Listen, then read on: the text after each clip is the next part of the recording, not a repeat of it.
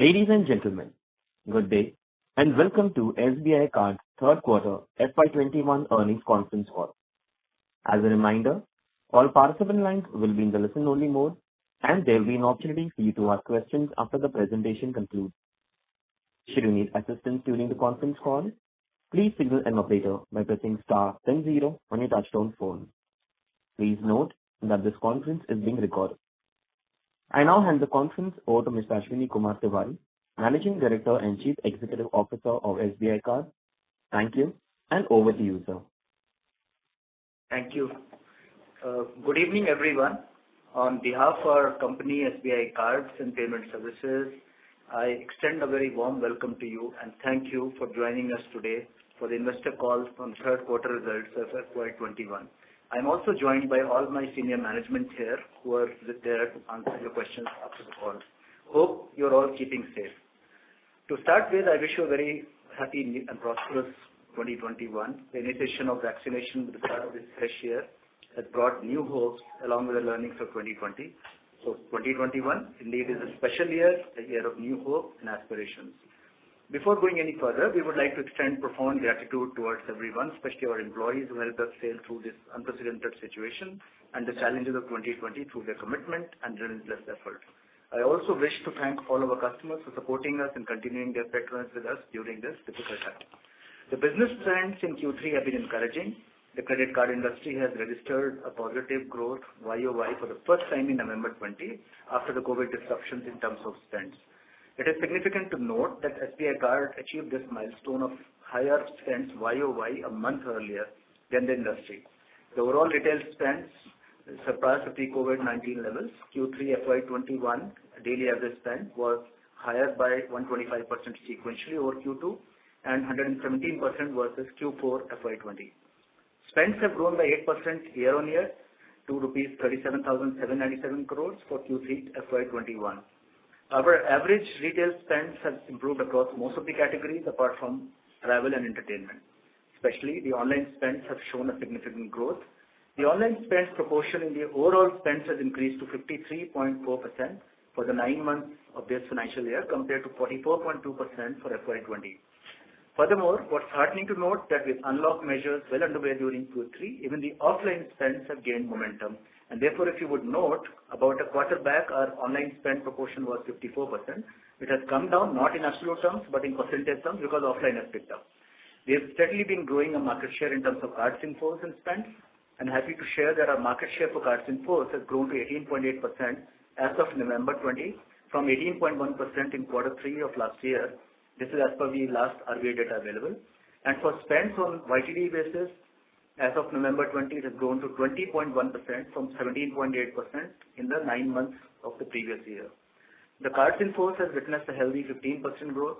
The cards in force currently stands at 11.5 million as of Q3 FY21 from 10 million in Q3 FY20. This improvement paves the path towards recovery of the business environment. In Q3, our new account sourcing was at 918,000 accounts, which was 134% sequentially over Q2 and at 107% versus Q4 of FY20. In fact, in the month of December, we did almost 340,000 accounts, which is the highest run rate since beginning till date. Q3 also witnessed some significant partnerships, which we aimed. For instance, the partnership with Paytm, which is India's leading digital financial services platform, aims to cater the rise of next-generation credit cards. Another significant partnership was with BPCL for the launch of BPCL SBI Card Octane, which is a premium version of the existing card to offer a vastly differentiated and enhanced value to the mass affluent customer segment. Before I get to the financial performance of Q3 FY21, let me take this opportunity to reiterate some key facts about SBI Cards, business and the environment. Our business fundamentals are robust.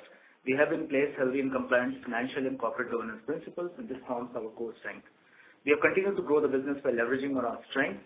The support of the parent is one of them, and capitalizing on India's favorable economic and demographic changes, including its strong macroeconomic performance, rising affluence, increasing consumer demand, rapid urbanization, and the growth of e-commerce platforms. These are secular factors and would not change in the near term. We are continuously monitoring the external environment. 2021 has started on a positive note with launch of COVID-19 vaccine, which may have favorable socio-economic impact. While this indicates a positive future outlook, we remain cautious and observant on the opportunities and challenges. Let me now take you through our financial performance for quarter 3, FY21. On profitability, while the business environment continues to be uncertain and challenging, the company has performed steadily and delivered profit after tax of 210 crores for quarter 3, FY21 and 809 crores for 9 months ending FY21. The receivables have grown by 4% year-on-year to 25,749 crores in Q3 FY21 from 24,776 crores in Q3 FY20. This is the first time that the receivables base has outgrown the pre-COVID levels. Total income for the quarter is at 25040 crores, which is largely flat compared to Q3 last year, and on a YTD basis, total income is at 7,245 crores. Increased business uptake in terms of new accounts and spends in quarter 3 required higher investments in terms of acquisition costs and cashback expenses. While the festival period of financial year 21 fell completely in Q3, it is to be noted that festival period in the last year overlapped between Q2 and Q3.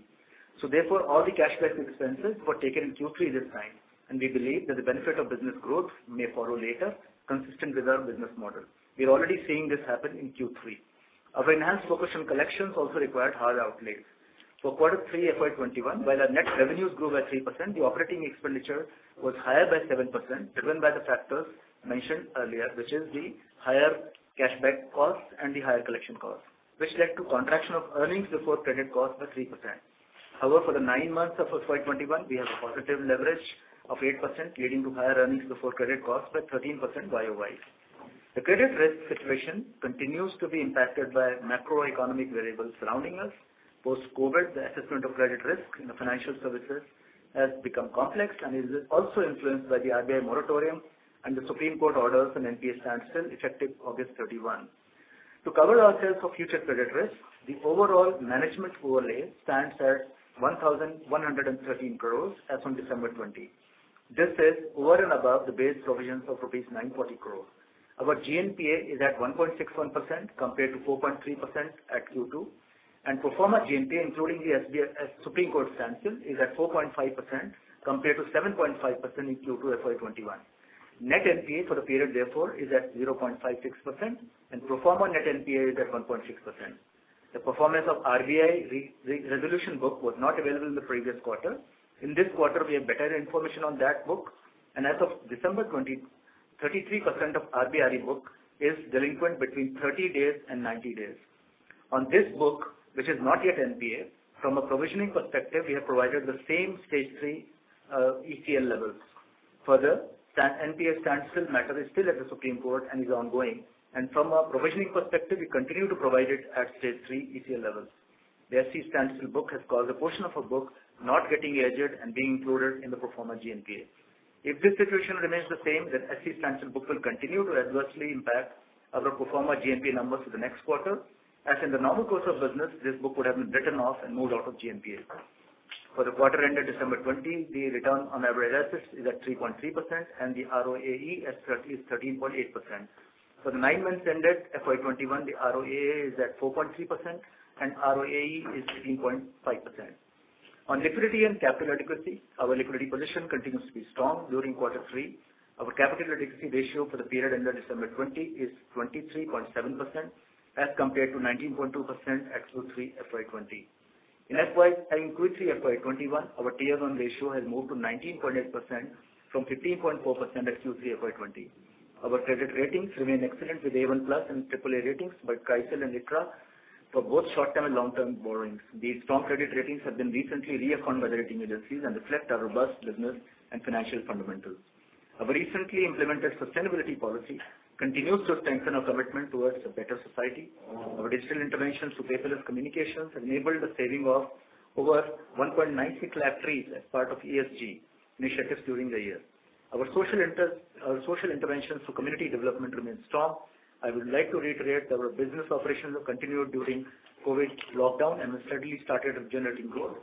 We remain committed towards supporting our colleagues and customers while remaining financially robust.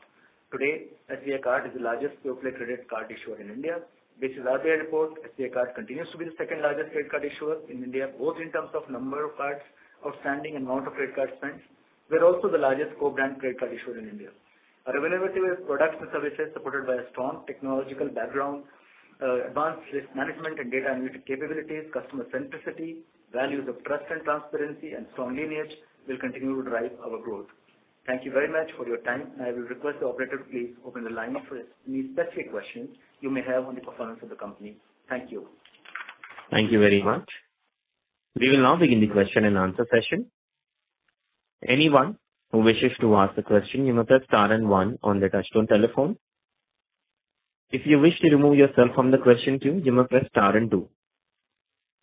Participants are requested to use handsets while asking a question. We request the participants to restrict to 2 questions per participant. Ladies and gentlemen, we will wait for a moment while the question queue assembles. Anyone who wishes to ask a question, you may press star and one. The first question is from the line of Deepan Mehta from Elixir. Please go ahead. Yes, sir. My question relates to the surprising drop in the NPA, which is quite impressive. So can you give us some flavor as to why how we managed to reduce the pro forma NPA so sharply in just 3 months' time? That's the first question, sir.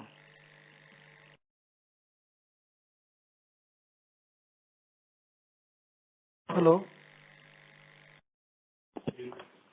Okay. So on the NPA piece, actually this is a mix of both. We have written off almost 652 crores during this quarter 3, and also we have managed to recover and resolve through the RBI resolution plan and other schemes sum of almost more than 400 crores. So that is the reason why you see this sharp fall in the pro forma NPAs, including the Supreme Court standstill. I would, however, point out to the fact that RBI books, which have much clearer visibility, though it's not NPA, but in the next quarter, some portion of that might turn delinquent. So therefore, we have already provided for that. If you include all of that, then we are still better than what we were at previous quarter. Aparna, would you like to add anything?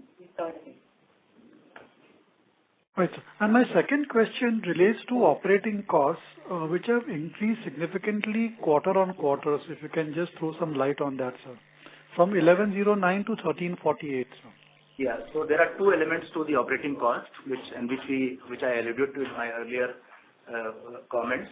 The first one is that we had the festival season in this period, and we had 2 or 3 big campaigns. One was the Flipkart campaign, 6 billion day campaign, which was a 6-day campaign, and we also had other campaigns around the festival season. So a lot of those cashback offers, which last year was split between Q2 and Q3, this year were all in the Q3 period. So you have seen as part of the operating costs, marketing costs and the cashback costs have gone up significantly. That is one. And this will help us going forward when these spends, which have gone up significantly, will convert to EMIs and will yield us interest income. So that's the first part. The second part is the collection costs, which have gone up significantly in both Q2 and Q3 because the collection machinery is all geared up and working on the accounts.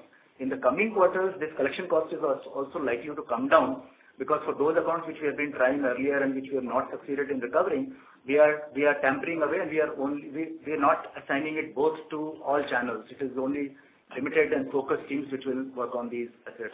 So therefore, these costs are both likely to come down to the normal levels in the quarter 4 and going forward. Nalin, anything else you want to add? No, sir. I think you've covered it. Right, sir. Thank you and all the best, sir. Thank you. Thank you very much. The next question is from the line of Nishant Shah from Macquarie. Please go ahead. Yeah, hi, sir. Congrats on the good set of numbers, the sharp improvement in asset quality.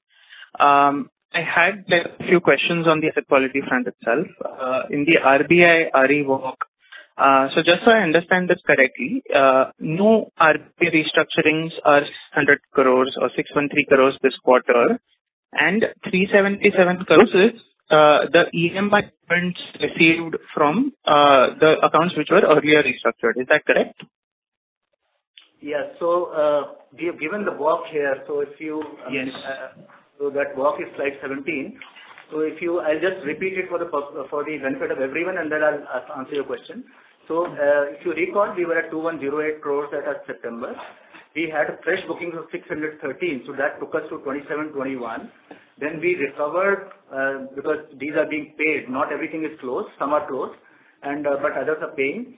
That number is 377, and that brought us to 2344. So that's the RBI walkthrough. So these 377 numbers you see is people who have paid their balances, and some have even closed it. That is the number. Okay. And this 777 number, which is 33%, I assume, of the 2,300 crores. So these are the accounts within the 2,300 which are in 1390-day bucket. They have not slipped yet, but have exhibited some stress. And on that, you've already provided for 65% provision coverage, correct? Yes. That is as we provide on our NPS, the same proportion we provided. Yes. Perfect. Could I press you for the 1 to 30-day number within this 2344? So we have not declared this 1 to 30-day number. What I would only like to point out is that a significant portion of the book, which is close to the half the book, has paid all our installments. Now, we have not declared this number, so for me to disclose it in the call wouldn't be in order. But I can assure you 50% of the book has paid almost all the installments, 3 or 4, whatever it is. Perfect. Yes. And yes, and a separate. Nishant, technically everything other than the 777 is paid once. Okay, so it is all less than 30 days past. Yeah. Oh, okay. Yeah. No, I was just hoping to see how many of them have paid each and every installment so far. Fair enough. That's helpful. And second one, question of your yields. So within a sharp decline in the yields this quarter, is the assumption right that this is largely because, although the has been broadly same, it's because of the period and versus daily average differential in the loan points? So the yields have come down actually for 2 or 3 reasons. One is that in Q2, we still had a large proportion of the revolver book. Though they were delinquent, but the interest was still accruing, so therefore we had a higher yield. Now, a large portion of that is converted to the RBI resolution, which is at a much lower rate of interest. So as this book runs off, and you've seen this runoff of close to 375 crores in the quarter 3, and we hope similar number will have going forward as well. So therefore, as this book runs off, and our EMI book, which is typically at 18 to 20%, that goes up, and the revolver behavior returns, because we have to remember 9% of the book, which was largely revolver, suddenly went off, and at a much lower yield. So therefore, that is the reason. And we hope that this will come back as this ratio reverts back to our usual ratio of transactors and revolvers and EMI. Currently, the transactors are at a slightly higher percentage of almost 33%, which in the usual run used to be around 27-28%. Got it. Perfect. And just one last question. One of our competitors has been barred from acquiring new cards. Is that a material benefit, or is that nothing to bother ourselves with? So while we never comment on what the competitors are doing or what they've been exposed to, is a very logical way to look at this, which is that if somebody who is a leading market player is not sourcing anything, those customers who need those cards will go to the alternatives, and which could be us or could be the other players as well. So in that indirect sense, maybe there could be some gain, but we don't look at the competition to decide our strategy. We do it independently. Perfect, sir. Thank you so much. Congrats on the good result. I'll come back in the queue for more. Thank you. Thank you, Nishant. Thank you very much. The next question is from the line of Chairman Shah from RWC Partners. Please go ahead. Great. Thanks for your time, and great improvement in asset quality. Good surprise from you. Two questions on my end is, could you talk a bit on how these RBI restructured or the pro forma NPAs in terms of behavioral change, what you see when you go for collection? Why were they not paying in September and suddenly they started to kind of pay? I'm not undermining your effort, but I'm just trying to understand at their level, how was the indebtedness and they were able to now repay? That's question one. I'll go to question two in a minute. Yeah. So, Chairman, thank you for your question. Actually, this is a very nuanced question. So, before September, what was happening is, one, that the RBI, we did not have a tool basically. We only had the Easy Payment Plan, which are in-house thing, and the other tool was restructuring, which would have led the account to become NPA and therefore colored the credit bureau score of a person. So people were really very wary of whether to go in for a restructuring, which would qualify them as NPLs. And once we got the tool, we reached out to these people. We told them that there is a proper way in which your credit bureau profile would stay protected, though the restructured flag will be up, and you get to pay at a very lower rate of interest, which is a fixed rate of interest, 14 and 16%. So therefore that, and then we pushed it very, very much. That really helped to bring around a lot of people who initially also had the thoughts that maybe they will get a significant relief from the courts, and that thankfully also came during October, November. So whatever relief had to come, did come. So our maximum sourcing of RBI, if you ask me, happened in September and October. Therefore, November, December was very, very tepid. So all the bulk of it happened in September and October. So many of these people who were sitting on the sidelines and maybe thinking that they would get a large waiver from the courts or from the government, realized that it was not going to happen. And secondly, some of the people at least got time to resolve their cash flows while they got this time. So mix of those two, I guess. I mean, we have no clear answers because when we talk to the customer, they always ask for whatever concessions we can give them. Yeah, no, okay, fine. This is helpful because, as in, given the September quarter, there were kind of question marks on our sourcing and we had probably gone too far to kind of, get the customers, and which is kind of showing up in numbers. But this kind of allays that concern. So that's very helpful. The other question was more on the growth and the spend. Just wanted to understand how the behavioral changes have happened on spends. Last time we spoke that once you give the card, it takes about 9 to 12 months to get activated. Is that change? Are people more kind of inclined to start to spend now, given that, this is trend in terms of digital payments, etc.? And also wanted to get a sense on this Google Pay linkage we got. What are the metrics we have seen since the linkage, and any thoughts how we can kind of push the spend in even on the lower ticket items? So on the spend side, see, we have told in the last quarter and many other calls that we saw a secular shift happening, which is the online spends increasing. So online spends had gone up to as high as 54% of the overall spends and 114% higher than pre-COVID. We have seen this trend sustaining. The number for Q3, as I mentioned in my comments earlier, was 53.5%, and that is not because the spends have come down. It is only because the POS has started going up. So therefore, the offline spends have also started going up, and overall the spends are back to pre-COVID levels. What has changed is in between categories. So while I'll give Girish the opportunity to explain, but I can high level tell you that categories like apparel, which was not a very popular online purchase, has gone up by as high as 539%. So that's a massive YOY shift. And similarly, there are other categories, and on the activation, etc., I'll ask Girish to respond. Girish, please go ahead. Yes. Thank you, sir. So there are three key trends, as has been mentioned. One is that the online spends continue to be above 50% plus. Secondly, as you see from Q2 to Q3, the movement in point of sale was down 67% and now is down only 42%. So that's a very, very positive movement in the point of sale. And this is despite the travel agent and that category is still down at 42%. Overall, we see a much POS coming up as close to what pre-COVID levels as it was earlier. The other piece which is very hearty to note is that the EMI conversion remains very, very strong. We see a lot of conversion which we were seeing earlier from spends to EMI, even though the departmental stores as a category and fuel as a category has seen a larger growth, but as a percentage of spends, we see that the EMI conversion remains very, very strong.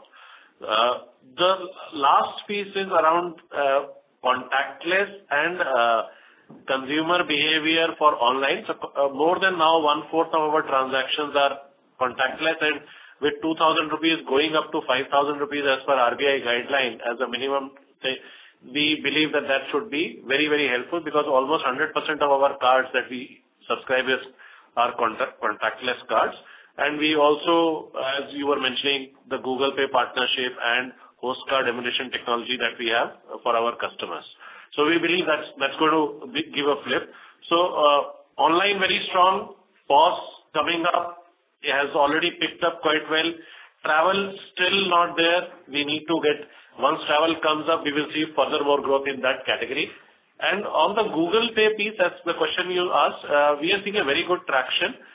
We see more than now 50,000 plus transactions on a monthly basis on the Google Pay platform. Good small ticket size, which is the category that we wanted to enter. Even as of now, not all merchants are accepting card there because some merchants still accept only UPI as a platform benefit. Hopefully, as it grows, we will see the traction there, and it's growing month on month. Great. I'll go back in the queue. Thanks, Jamin. Thank you very much. The next question is from the line of Mahesh MB from Kotak Securities. Please go ahead. Good afternoon, sir. And just kind of a slightly long question, so just kind of bear with me as I kind of highlight this. If I go to slide number 17, I'm just trying to understand how have you broken up this management overlay provisions. I'm just trying to understand if we are right on this or not. Mm-hmm. If I minus pro forma gross NPS minus pro forma net NPS, I get a number of 2.9%. And if I minus the gross NPS and net NPS on a reported basis, I get roughly about 1%, which is sitting there. So the difference between the two essentially is the provisions which you may have created for the management overlay, plus the 777, which is there in the 30 to 90 days, of which you have made 55% provision. That also is in the management overlay. Is that understanding correct? Yeah. So anything, see, other than the NPA, which is a declared NPA, everything else is a pro forma. So whether it's the Supreme Court standstill or the RBI RE which we have provided, which is not yet NPA also. So that is how it is. Aparna? That's correct. His understanding. So Your understanding is correct. Okay. So if I go with that, is that line of thought, then essentially you have made roughly about let's say 480 odd crores pertaining to the revised gross and net NPA, and about 500 crores for the RE related provision, 777. Is that right? Yeah, 65% of 777. So that comes to around that same number. Yes. So Mahesh, the only thing is 10% in any case one had to provide. So 55% will be the overlay. So around about 430. Additionally, 55. Correct. Okay. So that essentially means that what extra you have in the balance sheet is nothing. So you just have a little over 100 crores. Is that understandable? So there is, after covering the SC standstill and RBI RE, there is still some provision available. But it's not much, right? It will be over 100 crores? It will be somewhere around plus 200 crores. Plus 200. Okay. This is useful, sir. Just one last question. I just wanted to check, is there any possibility that you could start disclosing what is your profile of utilization based on various customer segments at a later date? This kind of a feedback, because we still are struggling as to which part of the portfolio is seeing the maximum stress. This kind of either from a credit score perspective or from a utilization of card perspective, some incremental data would help. Yeah, Mahesh, we don't disclose that, but on a generic level, we have been disclosing in the calls that the self-employed and the category C, which is basically MSME and smaller companies, that is the segment which has seen the maximum stress. In addition to this, there are certain sectors like airlines and hotels and entertainment. Those sectors continue to be stressed. So whether they were in salaried category or any other category, if they have a jobs problem, that category is showing some stress. But large stress schools are self-employed and category C. I mean, we call it category B now, but earlier we used to call it category C. So those are the sectors. Thanks a lot for this. Just one clarification from Aparna.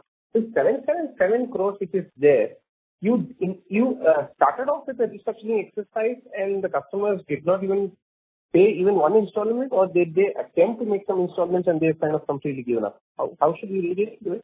No. It's not that the entire book, I mean, they have not paid anything. Some of them have paid one installment, some two. They are delinquent for more than 30 to 90. That's all. It's not that this book has not paid at all. That's not the case. Okay. So there is some evidence of an interest to pay. Correct. Okay. Perfect. Yes, sir. Thanks a lot. Thank you. Thank you very much. The next question is from the line of Anuj Singla from Bank of America. Please go ahead. Yeah, thank you very much. Good evening, sir. So first question again on slide number 17. When I talk about the RBI RE book, can you confirm how many payment cycles we have seen in this book till date?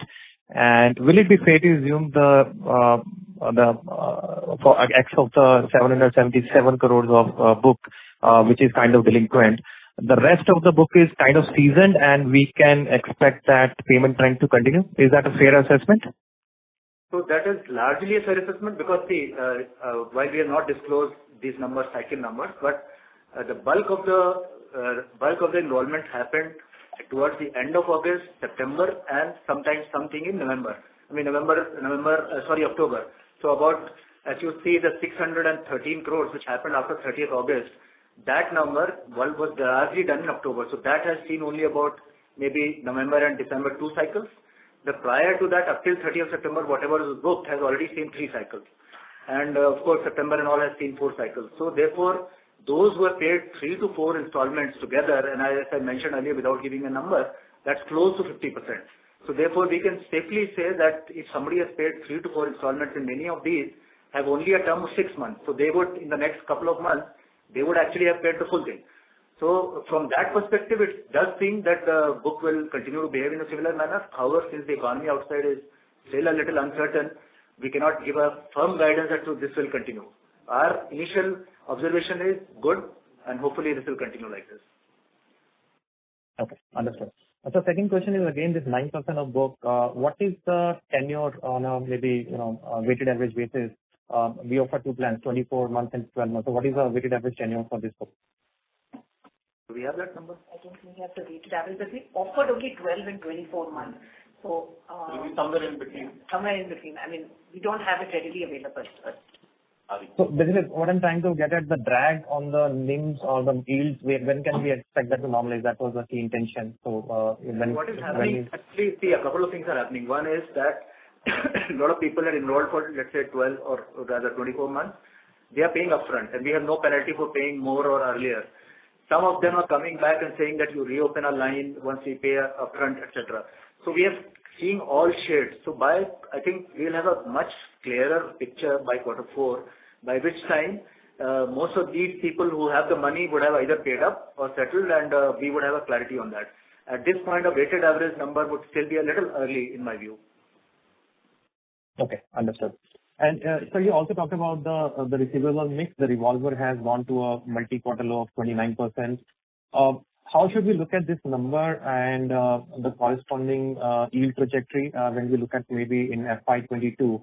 What kind of maybe uptick in this number should we be expecting? Yeah, so 2 things. One is that we, as I mentioned earlier, that we had a lot of spend from the festival side in the Q3, especially around Diwali and that festival between Durga Puja and Diwali. That has converted to assets in the usual way that we have, and that is converting to EMIs. So that we'll see, the effect of that we'll see in Q4. Again, during this time, the Republic Day sale, we are again partnering with Amazon, and we are seeing fantastic results, actually much more than what we had budgeted for. So all of this is giving us hope that this spend will convert to the EMI. So EMI should trend back to the normal levels, which was around 30% or thereabouts. What was it number? EMI was 32%. So we are hoping that from 29, it should trend back to maybe 30% plus in Q4, and going forward, it should trend back to that original number. On the revolver side, actually, again, this right now it's very, very low. But as what our hope is that as these RBI RE people continue to pay up, and many of them actually have paid, let's say, 6 months installment, we are starting to reopen. We will start to reopen their lines. And these are the people who used to revolve periodically, not always. And hopefully all of these actions together and the new customers which we are getting, which will start to get seasoned, all of that will start to trend back the revolver number. Because if you add the RBI RE book, large portion of which was revolver earlier, plus the revolver today, we are back to 38%. So our hope is that as the RBI RE book trends down, we reopen cards, we get more customers, we will have that number. But the revolver book will probably get back to where it was sometime in the next year. It's not going to happen very, very quickly.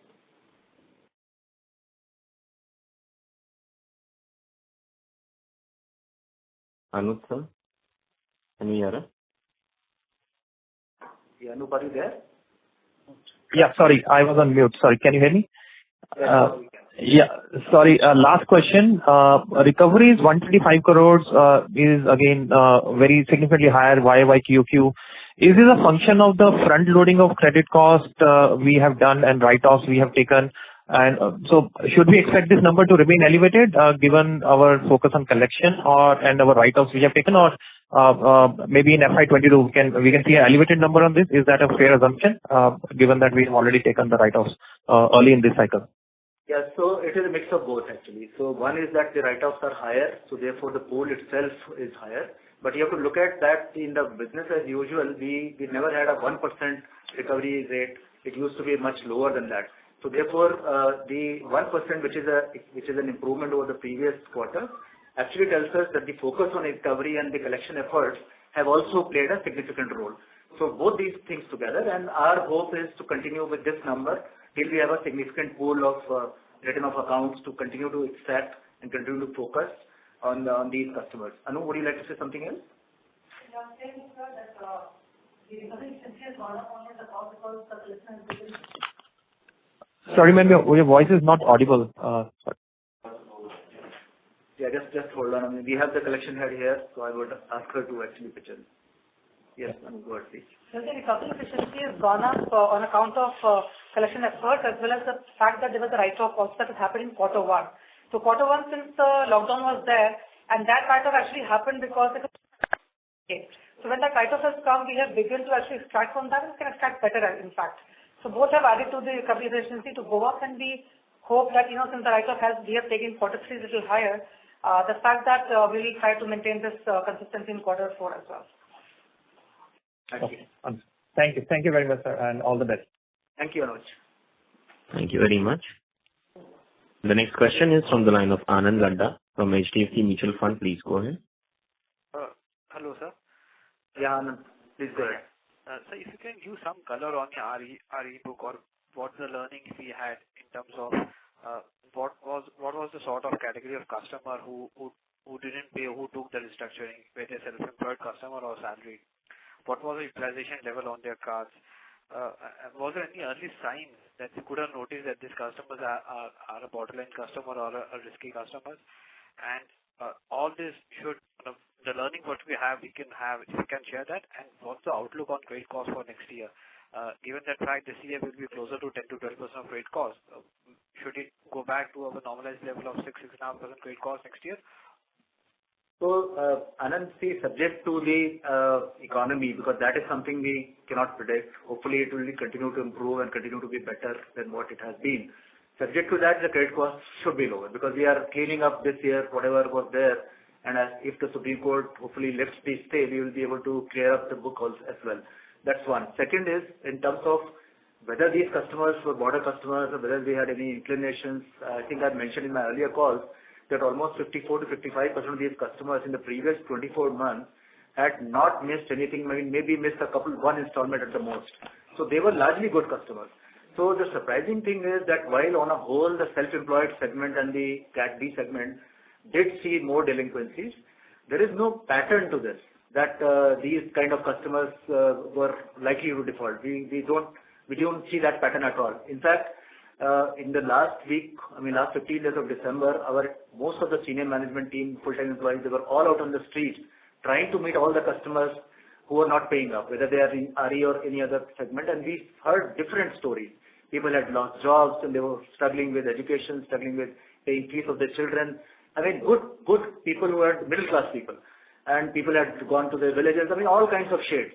So we really don't have a visibility into what the signals could have been on particular kind of customers. The learning is that we need to continuously be in touch with customers, continuously monitor them, and the portfolio basis, look at all the alternate data, and that is the models we are building now to incorporate all the alternate data, which could be leading indicators rather than the default occurs and then we get to know. So I think a lot of learning in terms of what to do to monitor things, but in terms of if we could have guessed these were the customer likely to default, no. Because the credit scores were good, they were all paying well for the last 2 years, and we always consider them to be good customers. They still are. I mean, they're not shying away, they're not running away. They just have a situation. Our LGD assumption are 65-66%. Sorry to interrupt you. Sir, may I request you to speak a little louder? Yeah. Hello. Sir, our LGD assumption are 65-66%. Despite this customer being good customer, good credit score customer, we still believe we will have an LGD of this percentage, or do you think this LGD will come down for us?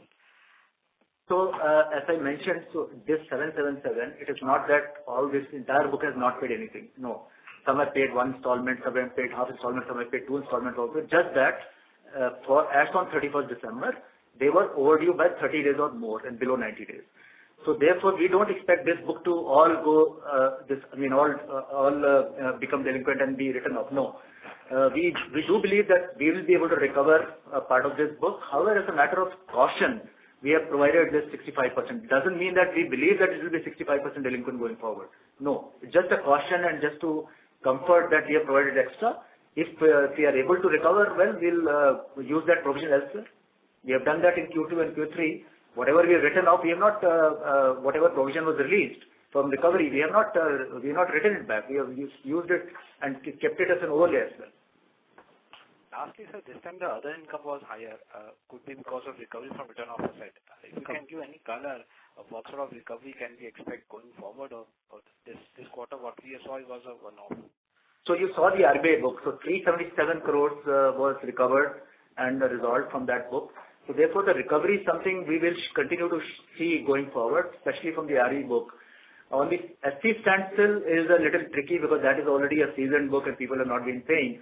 So there possibly we'll have to have more of settlements and more of extraction rather than actually, or legal, rather than actually a recovery. Lalit? Yeah, so I'll just add to what Mr. Tiwari said. 377 is the normal collection that we received from RBI. The other income that you see is the recovery from the written off account that we have collected, and Anu had spoken about it earlier about this. Perfect. That's from us. Thank you. Thank you, Anand. Thank you very much. The next question is from the line of Ajit Kumar from Ambit. Please go ahead. Hello, sir. Thank you for taking my question. Just one question.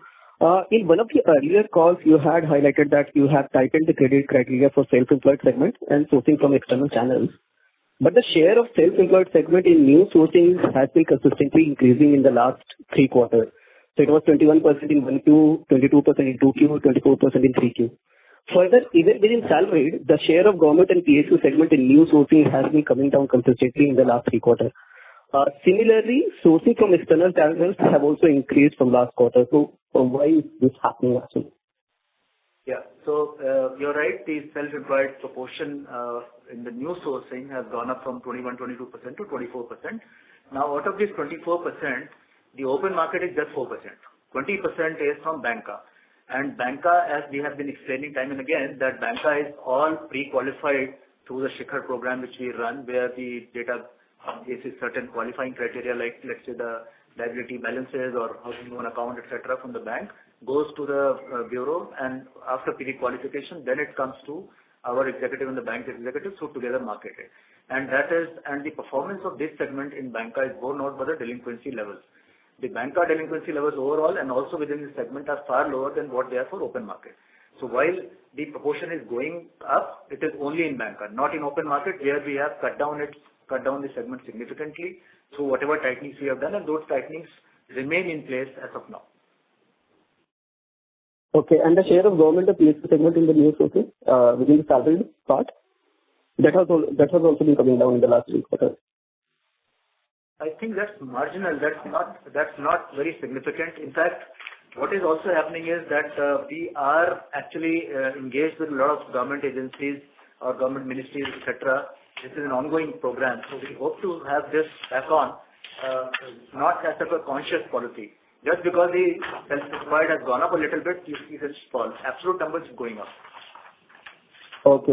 So in terms of share, in 1Q it was 47%, in 2Q it was 42%, in 3Q it is 38% actually. Yeah, I think this number, because see the first quarter to one and quarter two, the sourcing itself was so low. So therefore, and since the approaches to various marketplaces, etc., were all closed, so therefore all we were sourcing was from government PSU and all this. Therefore, incremental percentage was higher. But as the market opened up, as in Q3 we had a full range. I mean, most of our places were open. So therefore, the incremental sourcing you see is higher in the self-employed category. But as we go forward, I think it will revert back to the overall thing, and which is also reflected in the cards in force. That is not changing too much. Thank you, sir. Thank you. Thank you very much.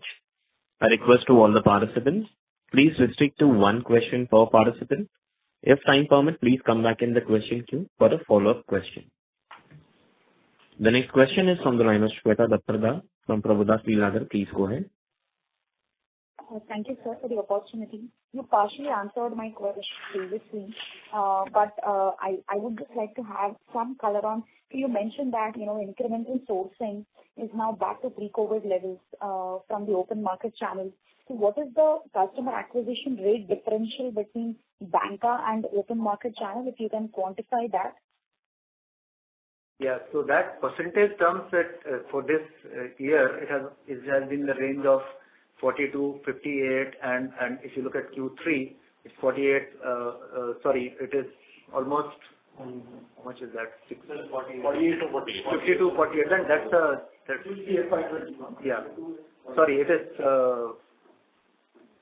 That's the incremental. That's the sourcing, fresh sourcing. 48, 52.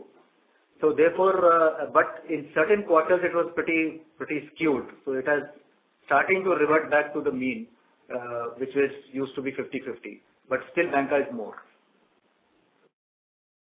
No, sir. So I think I'll split the question again. So two points here. You just mentioned in the previous question that it's getting back to the pre-COVID levels. Yeah.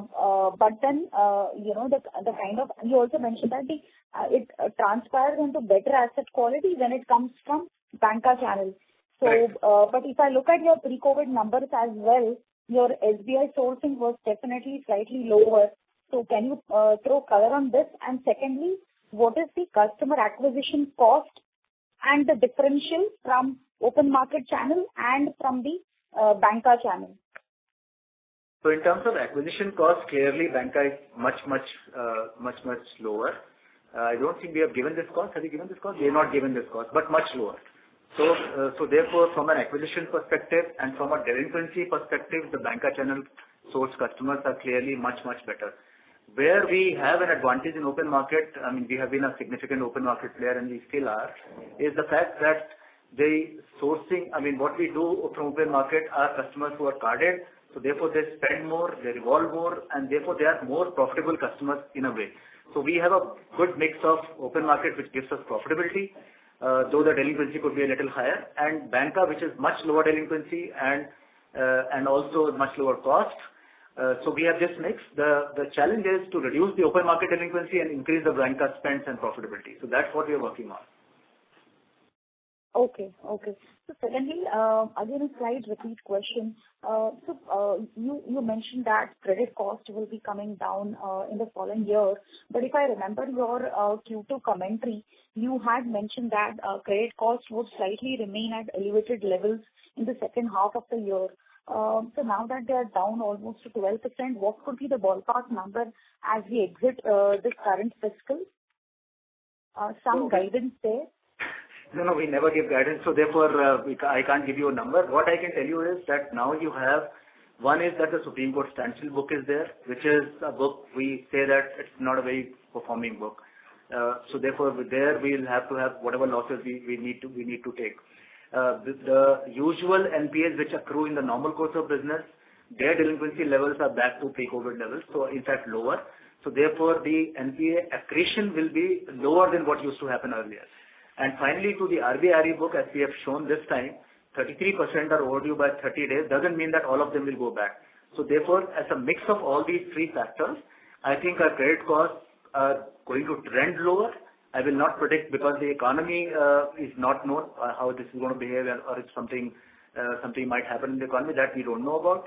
But in terms of what we have, the stock of what we have, and the flow which is happening through the fresh acquisition, I think we are reverting back to the mean, which is pre-COVID level. It might take a quarter or two, depending on the Supreme Court opening it up for us, but it's not going to go up. That's all I can say. Sure, sir. That helps. Thank you. Thank you. Thank you very much. The next question is from the line of Kunal Shah from ICICI Securities. Please go ahead. Yeah. Hi, sir. So, sorry, I missed out in terms of the flow of this pro forma GNPL in terms of how much has actually slipped and what was the recovery and what is getting into the RBI RE pool. So we have given all this on slide 17, Kunal, but just to recapitulate, on the RBI RE, we had 2108 in September, we are now 2344, and that had 613 crores of new bookings, but a recovery of 377 crores. So RBI RE, at the moment, 33% is overdue by more than 30 days, which is 777 crore, and we have provided at 65% for that book, though we believe that not all of this is going to go bad. The Supreme Court standstill is around that same number, which was, I think, 649 last time. What is 762 to 749. Yeah, 762 to 749. So it's not much change. We have recovered a little bit because we've not been able to write off anything. But that is a book which we believe, the recovery or the extraction will be low. It is, and therefore, this book, if we are allowed to, will qualify as NPA and maybe will ultimately write it off or settle it. And then there is the usual NPA number, which we have already seen revert back to the pre-COVID levels or even lower than that.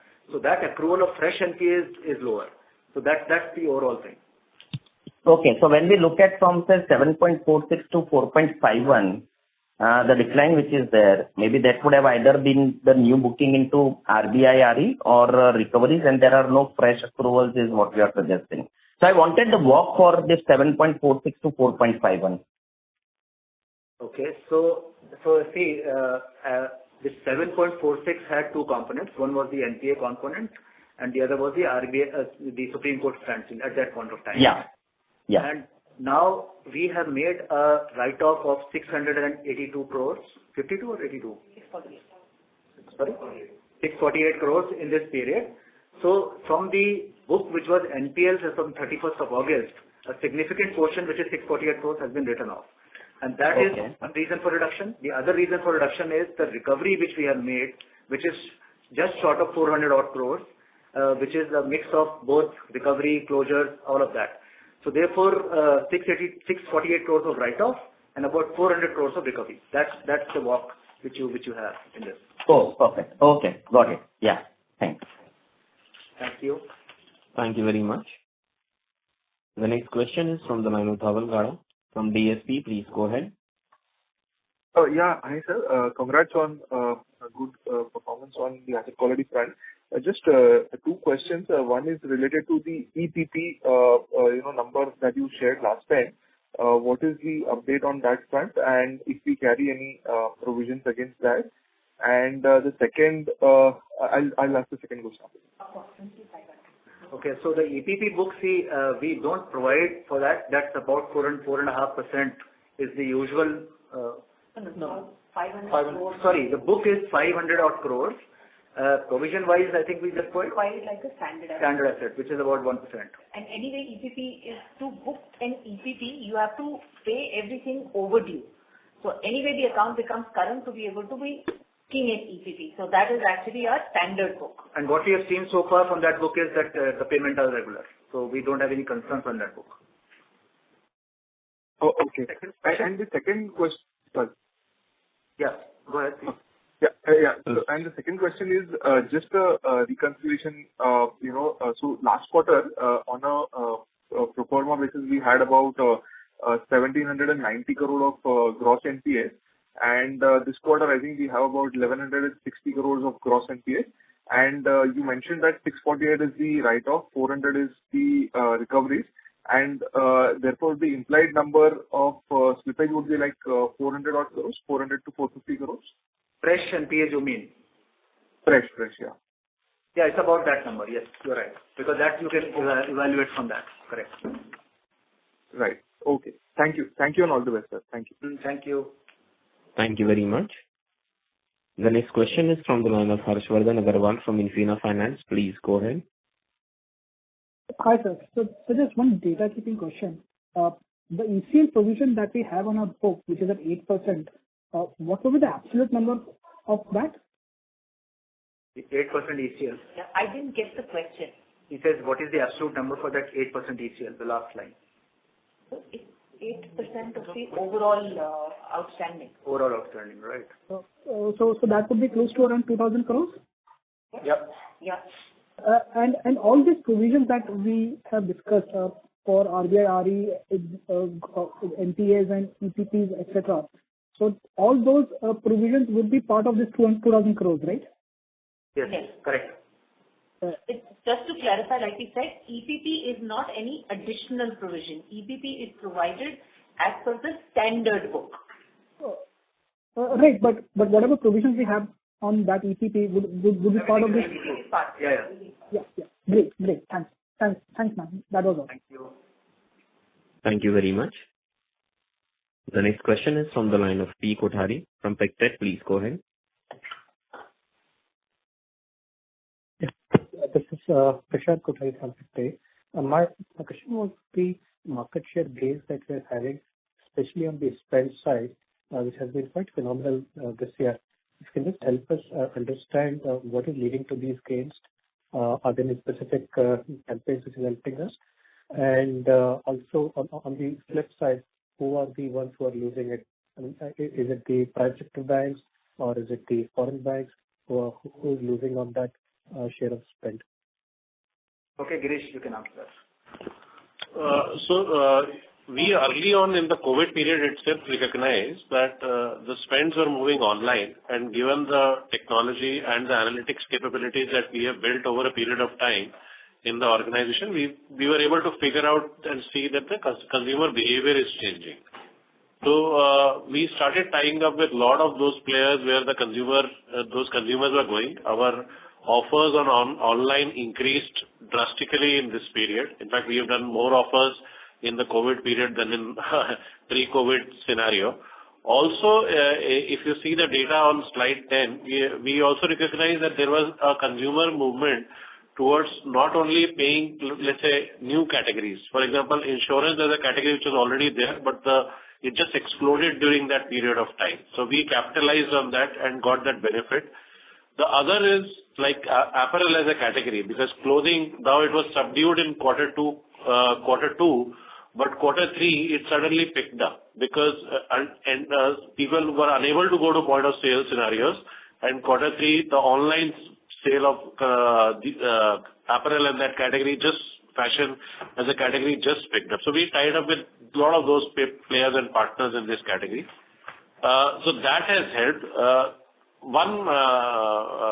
The market share being lost is basically either some players who are multinational and their portfolios were very, very dependent on travel as a category and were catering to that. So there are players who have lost market share in that, and mostly that are multinational. If you look at a couple of Indian players have also lost market share, but they would have lost because they would have blocked a large majority of their customers, and the balanced customers were not active enough. So that would be the reason. Otherwise, it is restricted to people who are very, very biased towards travel as a category. Apart from market share, I think what we have also done is we utilize our capability to target customer one-on-one and have sent a lot of segmented offers during this period, which we have seen has also helped us not only in activating the customer, but also increasing the spend. So I think you can look at the RBI data for November, which is the last available data. So for 9 months, or rather 8 months, everybody has lost in terms of spends. Everybody has shown a negative growth, but some has shown a less negative growth. And we are amongst those players who have shown a less negative growth. There are other players, both domestic and foreign, who have shown more negative growth. And as Girish explained, largely because they were inclined more towards travel, or maybe some of them have blocked a lot of their cards from spending. That's the reason. So just as a follow-up then, would you think that all these gains are not sustainable as those travel kind of open up and maybe all these blocks which have been put in place are also released? You think you'll lose some market share going ahead? So something would definitely revert. We cannot say that this is going to continue. The only thing is that our engagement with the online players and the customized offers which we have been rolling out, and they have worked. So I think we have a little bit of a head start. So in that sense, while maybe this thing not continue in the shape, we'll surely be more than what we were there. And as we continue to work towards more hyper-personalization, I think we'll be able to sustain a lot of our gains, if not the full one. Okay. Thank you very much. Thank you. Thank you very much. The next question is from the line of Karthik Raj Lakshmanan from BNP Paribas Mutual Fund. Please go ahead. Hi, sir. Congrats on good set of numbers. Just on the non-RBI RE book, how's the over 30-day overdue book compared to, say, last year? Has it come down or is it in line? So the 30-day DPD book, which we haven't declared yet, but as I mentioned earlier in my comments, actually it is behaving better than last year. So the numbers are lower than last year. And this is largely a result of the fact that one book got cleaned off a little due to the moratorium blocks and those who ultimately did not pay. And secondly, our credit filters, which we have tightened significantly twice over, once in May and then later on in October again. So those are also having an effect in terms of bringing down that delinquency level. So they are much, much lower than last year in all segments. Right, sir. And just in terms of the gross new additions in the last 4 quarters is close to 27 odd lakhs, and the net addition is almost 14.5 lakhs. So the difference is largely, is it the NPA accounts or the inactive ones? How should we read that? And is that number in line with normal years, or is it higher this time around? So this is the mix of both. These are attrition, attrition is again both. One is people who actually request for a closure, which is a voluntary attrition, and those whose account become NPLs and delinquent, and therefore those customers go off the books. So that is the involuntary addition. So that has gone up a little, but I think the traditional numbers, whatever there, will revert back in the next year. At this point, the attrition levels are slightly higher, especially in the quarter 3. Understood, sir. Thank you. Thank you. Thank you very much. Ladies and gentlemen, due to time constraint, we'll take the last question from the line of Manas Agarwal from Bernstein. Please go ahead.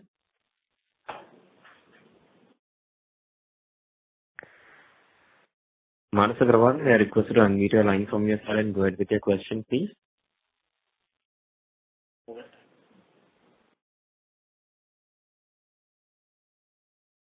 Manas Agarwal, if you're present, may I request you to unmute your line from your side and go ahead with your question, please.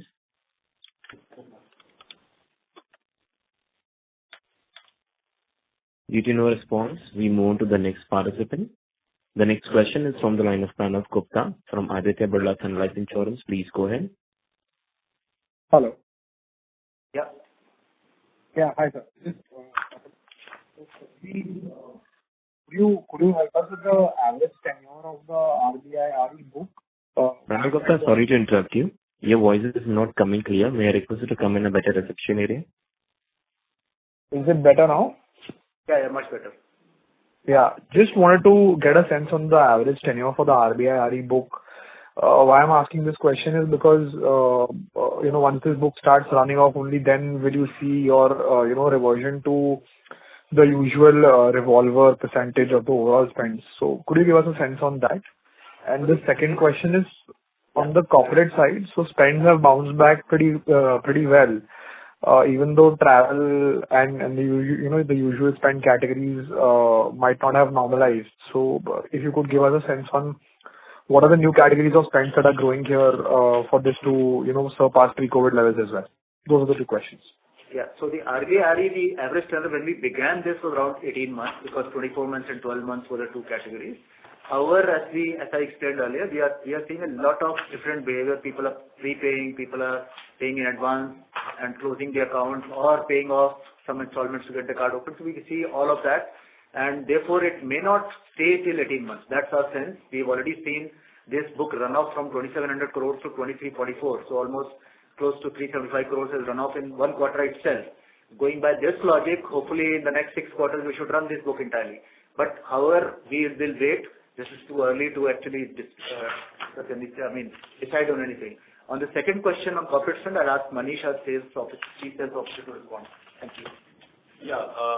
Yes, the corporate spends have risen, but the composition of the spend has changed. See, we are working with our corporates to look at new use cases, which are primarily around utility payments, online expenses, training, marketing expenses, online tax payments done through the payment aggregators. That has taken off in a big way. We're working with some of the good corporates, big corporates, who are adopting to these corporate payment methods, and that's what has increased the quantum. So yes, the T&E is low. The travel agencies who buy airline tickets, that is low. But what we term as B2B spends, obviously we remain pretty tight on the credit parameters for this. But that has built up nicely. So when we look at this quarter and the recent months, it's actually higher than the pre-COVID quarter. So that is what is coming up. Corporate travel is still some months, more months away because a lot of companies will continue to be, in our opinion, working from home for some more period of time. And international travel was happening on air bubbles only. Though there is a recent media article which says the government is asking airlines to do domestic flights to full capacity, but that has not got resolved. It's just a media item that was seen. So that will take some time to come back. And one more important thing is that our expectation is that these new use cases have more permanence to it. So it's not that this is for the time being the corporates are doing this, because the companies who have adopted this have been continuing to do this for the past several months, and we expect that to continue and the travel piece to come and add back. Sure. Just lastly on the EPP, so just wanted to understand that, in an earlier question, you kind of alluded to the fact that a customer has to pay all his overdues to convert his balance into EPP. So essentially, what is he converting here? Is he converting a large spend which he's incurred in this month, or I just wanted to understand what is the conversion which is happening here? So effectively, it's the balance. So everything that is overdue. So if you have missed the last 3 payments, so technically you will have 3 minimum dues overdue. So you have to pay all the overdue amount, and whatever is the balance on the card, that is converted to installments at the lower interest rate.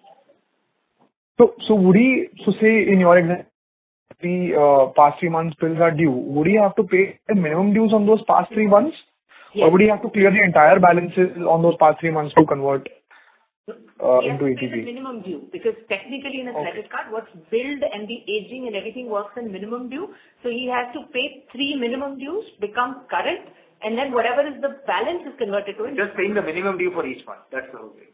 Understood. Thank you so much. That will be all from my end. Thank you. Thank you very much.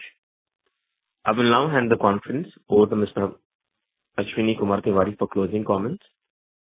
So, thank you everyone for your comments and questions. It gave us a lot of insight, and we will prepare ourselves accordingly for calls to come in the coming days. I hope all of you have a very good evening. Thank you. Thank you very much. On behalf of SBI Cards and Payment Services Private Limited, that concludes this conference. Thank you for joining us. You may now disconnect your lines. Thank you.